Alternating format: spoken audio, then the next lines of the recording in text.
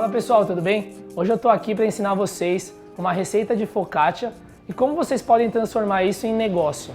Meu nome é Eduardo Almeida, eu sou chefe de cozinha, formado em gastronomia há mais de 12 anos aqui em São Paulo. Estou cursando pós-graduação na PUC do Rio Grande do Sul em cozinha autoral. Trabalhei em restaurantes como o restaurante Sky no Hotel Nick. Trabalhei na cozinha do Exército Brasileiro também. E ano passado eu decidi para a Itália me especializar em pizza e panificação. Hoje eu ministro cursos sobre pizza e presto consultorias. Mas vamos lá, o que é a focaccia, né? A focaccia é a primeira forma que foi originária a pizza, né? Então é um pão, você pode colocar qualquer coisa em cima, né? Um tomate, um alecrim, um orégano, com azeite. Os antigos egípcios já comiam esse pão, né? Então hoje eu vou ensinar vocês como vamos fazer uma focaccia. Você vai precisar de uma balança, né? Primeiramente, eu estou usando a do restaurante, mas você pode usar uma pequenininha. E eu vou passar a receita para vocês. Vamos lá, vou fazer uma receita para vocês aqui com meio quilo de farinha, 00. Eu estou usando uma farinha italiana aqui, mas vocês podem usar qualquer farinha de mercado, tá? Quando você for no mercado comprar farinha, o ideal é que ela tenha acima de 5 gramas aqui a porcentagem de proteína, porque ela absorve bastante água. Eu vou fazer uma receita com pouca hidratação. Vou colocar 60% para 1 quilo, né? Então, no caso, a gente vai fazer meio quilo, vamos colocar 300 gramas de água. O ideal é que seja água mineral, tá? Porque a água da torneira, principalmente aqui no Brasil, a gente tem muito cloro e alguns materiais que não servem para panificação. Então, o ideal é sempre água mineral. Eu vou colocar aqui 300 gramas, né? Como eu falei. Vou colocar 12 gramas de sal. Sal é muito importante, tá, pessoal? Porque dá uma coloração na massa. 12 gramas de sal. Vamos pesar o azeite. Ah, pode fazer com óleo, Dudu? Claro, pode fazer com óleo, não tem problema nenhum. Claro que o azeite ele dá um sabor mais especial na massa. Ele custa um pouco mais caro, né? Então, quando você for fazer a ficha técnica do seu produto, você tem que colocar o custo do azeite, que é um pouquinho mais caro, mas no final do produto ele vai muito bem. Vamos com o açúcar agora. O açúcar, ele é um ativador da levedura, né? Então, ele vai ajudar o fermento a comer, a se alimentar, né? E fazer com que a sua massa cresça.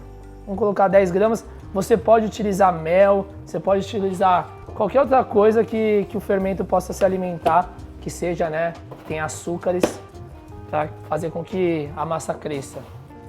Então vamos colocar o fermento, eu vou colocar 8 gramas do fermento fresco. O que acontece? Ah, mas eu posso usar o fermento seco? Pode usar o fermento seco também. A proporção do fermento seco é 1 grama de fermento seco para cada 3 gramas de fermento fresco. Então, no caso, eu vou colocar 8 gramas para meio quilo de farinha.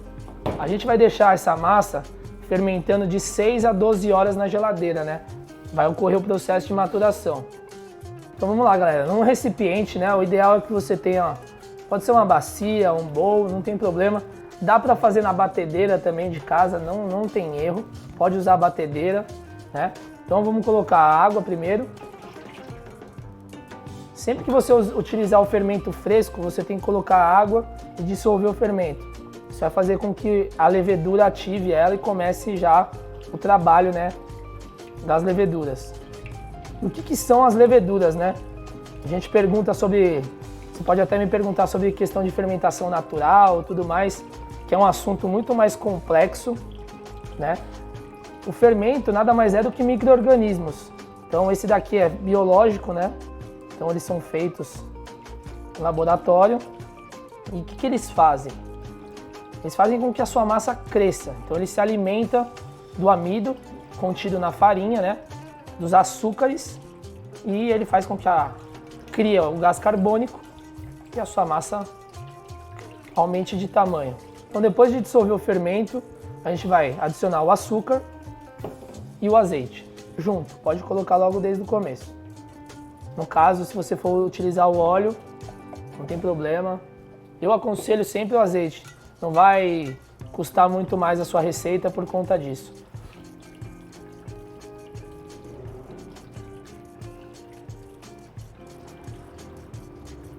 dissolver um pouco e a gente vai começar a adicionar a farinha. Por que a gente vai adicionando a farinha aos poucos? Para poder dissolver bem e tirar todos esses grumes que vão ficar. Então vamos dissolver. Na batedeira, você pode adicionar um pouquinho mais de farinha, não tem problema. A batedeira faz o serviço um pouco mais rápido, né? Então, caso você queira fazer uma produção muito maior, claro que a batedeira vai ajudar demais, né? Seja a planetária ou uma maceira profissional, isso depende. O que eu estou fazendo na mão mesmo para poder mostrar para vocês que vocês podem fazer artesanalmente em casa, não tem problema. Ó, quando você vê que não tem mais nenhum grume, a gente continua adicionando a farinha.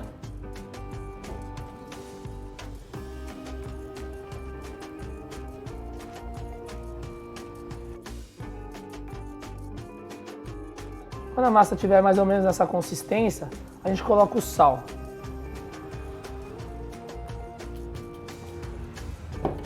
Sal sempre praticamente no final, tá, galera? Porque o que acontece? O sal ele esquenta a massa. Então, pra gente que vai fazer uma massa com uma maturação, uma fermentação um pouquinho mais longa, a ideia é que você deixe a massa em temperatura de 20 graus, de 20 a 22 graus, é o ideal. Então vamos finalizar com a farinha.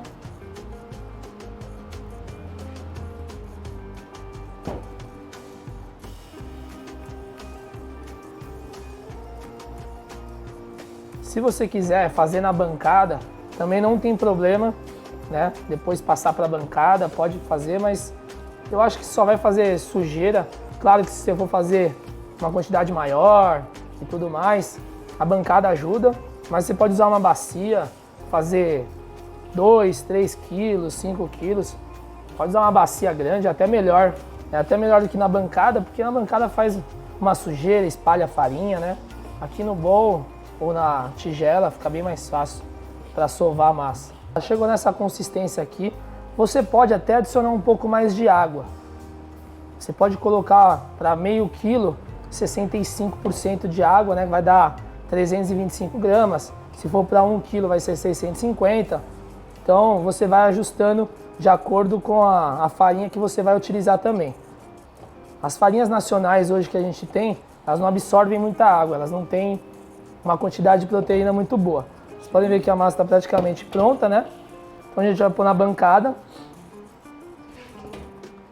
vai juntar ela, né? Fazendo assim, com a mão, uma bolinha. E agora a gente vai deixar descansar por 30 minutos. Lembrando que ela tem que estar coberta, porque senão ela vai criar aquela crosta em cima, né? O que não é legal. Então ela não pode ter a passagem de oxigênio em cima.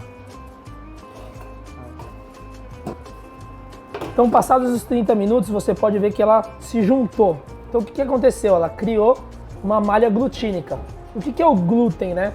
O glúten é uma proteína contida na farinha, que é a glutenina e a gliadina. Então, é isso que é o glúten. Então, a gente vai juntar de novo, né? Deixar ela... Pode ver que ela tá bem lisinha, né? Olha. A gente vai deixar descansando por mais meia hora antes de colocar na geladeira.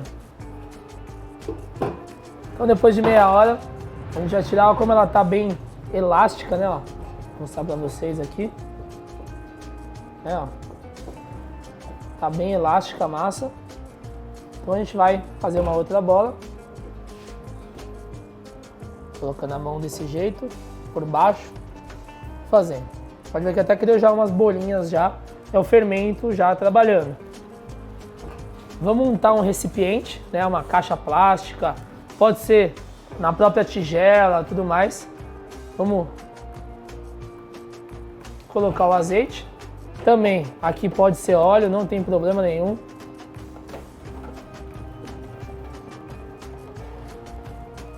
E aí a gente vai colocar a nossa massa aqui dentro, deixar tampada e levar na geladeira de 6 a 12 horas. Isso não tem problema, tá? Não vai interferir muito no resultado final da sua massa. Então a gente vai colocar na geladeira e depois vou mostrar o processo para vocês da focaccia. Bom, depois que ela foi para a geladeira, né, e maturou, a bolinha você vai pegar uma assadeira e vai colocar. Primeiro você vai untar ela com azeite e colocar a bolinha aqui. Então, com azeite a gente vai fazer esse processo. Com os dedos, abrindo e estendendo a focaccia na assadeira. Você pode utilizar assadeiras pequenas, assadeiras quadradas, retangulares, não tem problema. Eu estou usando uma redonda aqui. Eu coloquei o meio quilo de massa inteiro aqui. O ideal é que você faça a medida da área dela e faça a bolinha. Se você tem assadeira menor, vai fazer bolinhas menores.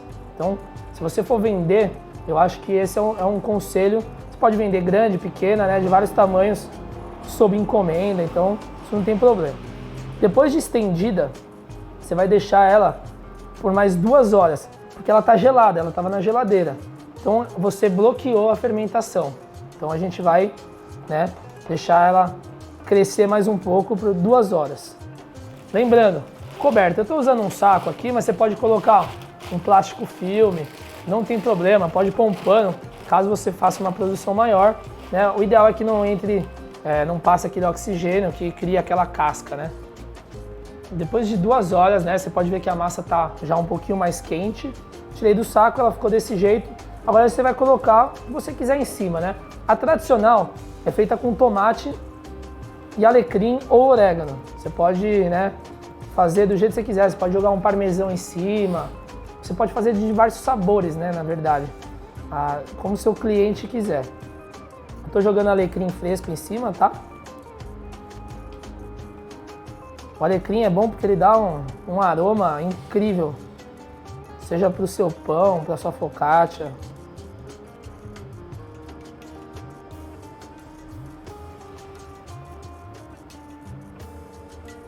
Lá na Itália eles costumam também jogar um pouco de sal grosso em cima. É bem pouquinho, não tem segredo. E azeite. Finaliza com azeite, ela vai dar aquela dourada no forno. E tá pronta a nossa focaccia. Bora pro forno. Eu tô usando o forno do restaurante, claro. Ele é muito mais potente que o de casa. Para o forno de casa, vocês vão utilizar uma temperatura de 230 a 240 graus.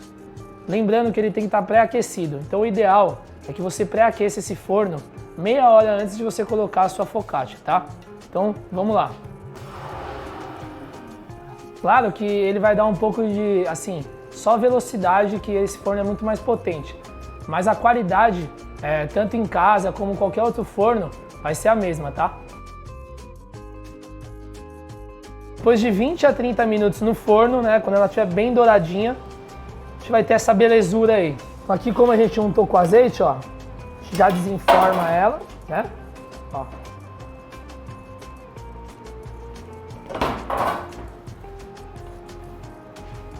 Vamos cortar aqui para mostrar para vocês dentro, né? Vocês podem ver, ó, como se fosse um pão, então ideal para comer, por exemplo, uma berinjela, fazer um lanche, um presunto, queijo, né?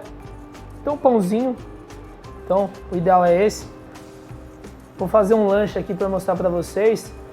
Ela é versátil, pode comer a qualquer hora do dia. Então para quem pretende ter um negócio, eu acredito que é bem interessante porque ela é bem versátil, né? A gente corta aqui, ó, peito de peru e faz um lanchinho, ela é bem versátil. Bom, pessoal, essa foi a aula de focaccia, essa foi a receita. Então, para quem deseja empreender, né, hoje a gente está passando por um monte de situações, né, você pode fazer isso na sua casa, no forno da sua casa, sob encomenda. Então, você vai colocar o custo da farinha, né, o custo da água. Você tem que criar uma tabela, né, uma ficha técnica.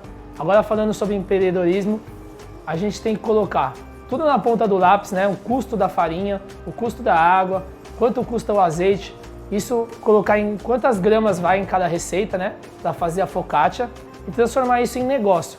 Eu aconselho você a começar vendendo para amigos, para parentes, para que isso seja divulgado, né, e você possa pegar pedidos sobre encomenda. Então, como é um tempo de preparo maior para fazer, né, mas você vai ter uma qualidade muito maior no seu pão, na sua focaccia, e você pode trazer isso como negócio na sua vida.